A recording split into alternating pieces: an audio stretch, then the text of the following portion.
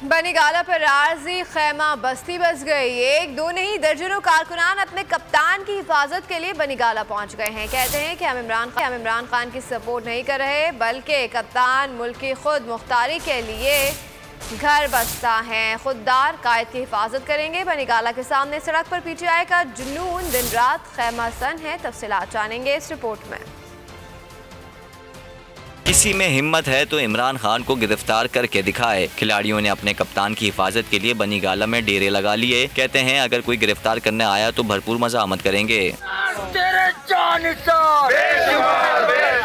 बड़ी तादाद में कारकुनान अपना बोरिया बिस्तर लेकर इमरान खान के घर के बाहर खैमा बस्ती में रिहाइश पजीर है। जब तक यहीं रहेंगे, जब तक खान यही कॉल नहीं देगा कि भाई यहाँ पुलिस हुकूमत घर भेजेंगे, फिर यहाँ खान जब कॉल देगा कि भाई चले जाओ वहाँ तक हम यहाँ भी भेजेंगे। सिर्फ दिन नहीं रात भी खिलाड़ी इसी बस्ती में गुजारते हैं। उनका खाना पीना सब कुछ यही है। सब्सक्राइब करें और बेल दबाएं ताकि कोई खबर रह न जाए।